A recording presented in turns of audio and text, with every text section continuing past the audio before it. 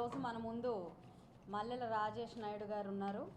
చిలకలూరుపేట నుంచి వైకాపా ప్రభుత్వ విధి విధానాలు నచ్చక తెలుగుదేశం పార్టీలో జాయిన్ అయ్యి ఈరోజు గుంటూరు వెస్ట్కి కోఆర్డినేటర్గా ఉన్నారు. ఆయన మన ముందుకి కొన్ని విషయాలు పంచుకునేందుకు ఇలా వచ్చారు. కాబట్టి ఆయన ఏం పంచుకోబోతున్నారో ప్రజలకు చేరవేసే మీడియా మిత్రులందరికీ ఒకసారి నమస్కారం చెప్తూ రాజేష్ గారు మాట్లాడతారు. ఇక్కడ పోటీ చేస్తానికి ఏదన్నా దారి వెతుకోవాల్సిన వ్యక్తి ఏమో చిలుకూరుపేట వచ్చారు. మరి అక్కడ పోటీ చేయాల్సిన ఇక్కడ పారిపోయిన వ్యక్తిని మరి అలాంటి వ్యక్తిని హీరో అని చెప్పి గుంటూరులో జరిగిన మీటింగ్లో ఆడమనిషిని అయినా కూడా నేను హీరో అనాలి అని చెప్పని మరి జగన్ రెడ్డి గారు ఎందుకన్నారో అర్థం కాలేదు. మంత్రి ఆపద్ధర్మ మంత్రిగా ఉన్న విడదల రజనీ గారిని మరి గతంలో ఆవిడ గెలుపుకి ఇదే మల్లెల రాజేష్ అనే వ్యక్తి ఎంత కారణమో ఆమెని అడగండి, నియోజకవర్గ ప్రజలను అడగండి.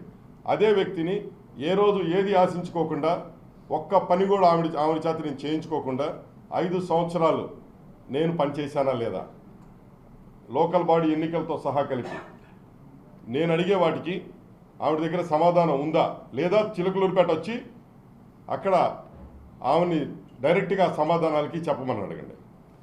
జగనన్న కాలనీ భూముల్లో కోట్లాది అవినీతి జరిగిందా లేదా, ఇసుక మైనింగ్ కేవలం ఒక ప్రాంతంలో ముస్లింలు కాపులు ట్రాక్టర్లు పెట్టుకొని జీవనం సాగించేది ఒక పురుషోత్తపట్న ప్రాంతంలో ఇసుకకు దాదాపుగా 1000 రూపాయల పైన మరి ఇంకా ఎంతో డబ్బులు వసూలు చేసి వాళ్ళ పొట్టగొడితే కేసులు మళ్ళీ రాయించి వాళ్ళందరినీ ఇబ్బందులు పెడితే వాళ్ళందరూ ఆ ట్రాక్టర్లన్నీ అమ్ముకుని ఈరోజు ఒక్కొక్కరు కూలీలుగా వెళ్తూ ఉన్న మాట వాస్తవం కాదా?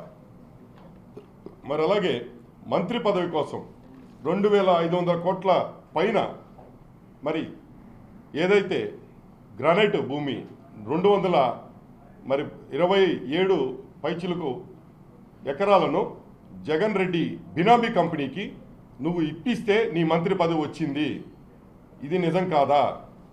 ఇల్లు, అపార్ట్మెంట్లు, షాపింగ్ మాల్స్ ఏది కట్టాలన్నా ఒక చిన్న షెడ్ వేయాలన్నా కంపల్సరీ టీపీఎస్, టీపీఓ మరి ఆ పోస్టులను అడ్డం పెట్టుకొని దాదాపుగా కోట్లాది రూపాయలు వసూలు చేసి సొంత ఇల్లు కట్టుకున్నారన్నది 100% నా ఆరోపణ.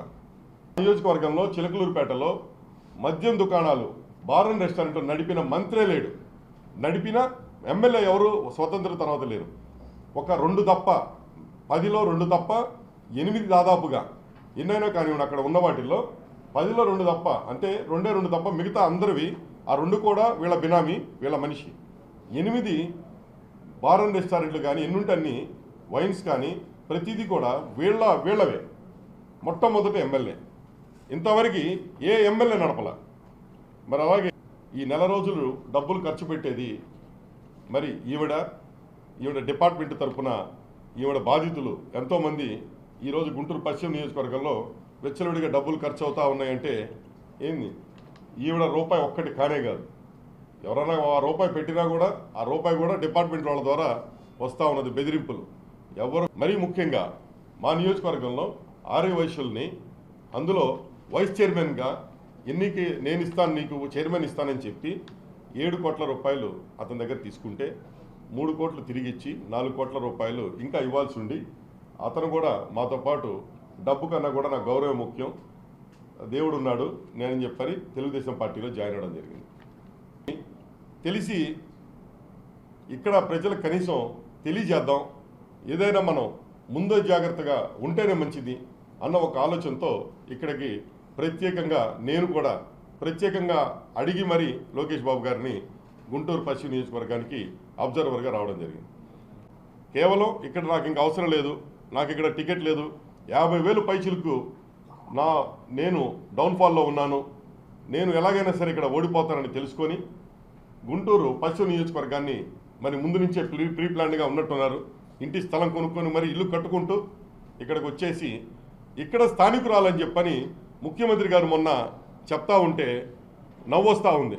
మా ఊరి ప్రయోజనాల కోసం అంటూ మేము మొదలుపెట్టాం, మరి రాష్ట్ర ప్రయోజనాల కోసం అంటూ ప్రతి ఊర్లోనూ జరుగుతూనే మాలాగే ఉంటారు. ఈ ఊర్లో మా ఊరి మనిషి ఇక్కడికి వచ్చి ఇక్కడ చేస్తున్న మోసాలను మేము చూడలేక, ఎందుకంటే ప్రతి ఒక్కళ్ళను ముఖ్యంగా ఓన్లీ మీడియాని మెయింటైన్ చేయడానికి ఉండటానికి తప్ప 5 సంవత్సరాలు మా నియోజకవర్గంలో మీరందరూ వచ్చి చూస్తే ఎన్ని ఇబ్బందులు అంటే సీఎం రిలీఫ్ ఫండ్ కానీ మరి లేకపోతే ఇంకోటి కానీ వేరేది ఏ మనిషికి ₹1 సహాయం కానీ చేసిన దాఖలాలే లేవు. మరి సీటు ఇప్పించే దాని విషయంలో కూడా మధ్యలో ఇన్వాల్వ్ అయ్యి డబ్బులు తీసుకున్న మాట వాస్తవం కాదా? నాకు ఇంత డబ్బులు ఇచ్చేస్తే మొత్తం నేనే చూసుకుంటానని చెప్పి మొదట ఒక 6 కోట్లు అడిగి తర్వాత మళ్ళీ ఇంకొక 3 కోట్లు అడిగి మా దగ్గర నుండి సరే ఆస్తులు ఉన్నాయి కదా నేనే తాకట్టు పెట్టించి నేనే డబ్బులు తెప్పిస్తాను అని చెప్పి డబ్బులు తీసుకున్నవాడ వాస్తవం కాదా? గతంలో కూడా ఇప్పుడే కొన్ని రోజుల్లో నేను నీకు డబ్బులు చెల్లిస్తానని చెప్పి మళ్ళీ మా దగ్గర డబ్బులు తీసుకున్నమాట వాస్తవం కాదా? ఇలాగా తీసుకున్న డబ్బుల్లో తిరిగి అడిగినప్పుడు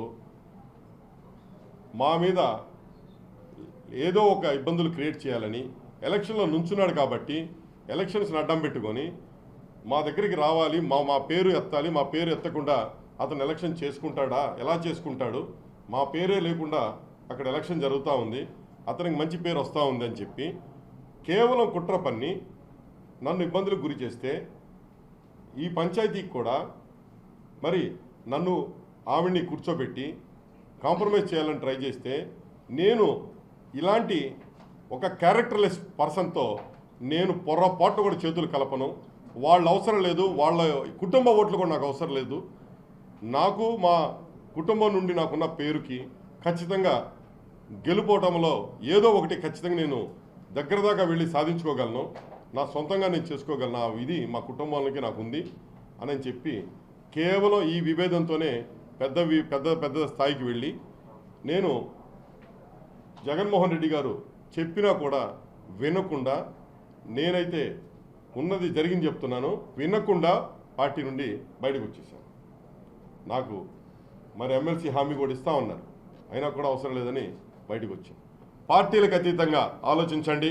ఎంతో సౌమ్యులు, మరి నిజంగా ఎంతో బాగా ఈరోజు అందరికీ సుపరిచితులైన మీ లోకల్ అభ్యర్థిని మరి గల్లా మాధవి గారిని మీరందరూ కూడా సైకిల్ గుర్తు పైన ఓటు వేసి మరి కూటమి అభ్యర్థులే కాకుండా న్యూట్రల్గా ఉన్న వాళ్ళందరూ కూడా ఈరోజు మీరు ఒకే ఒక్క మాటతో నేను ముగిస్తాను. అది ఏంటంటే మరి 2,53,000 కోట్లతో జగన్ రెడ్డి గారు ఏదైతే పథకాలు ఇచ్చారంటున్నారో అన్ని పథకాలు ఇస్తే మరి మనం అక్కడే తాడేపల్లి ప్యాలెస్ నుండి మరి మీరు మీ ఎన్నికల ప్రచారాన్ని కూడా మీ మీద నమ్మకం మీకుంటే ఎందుకు చేయలేకపోతున్నారు?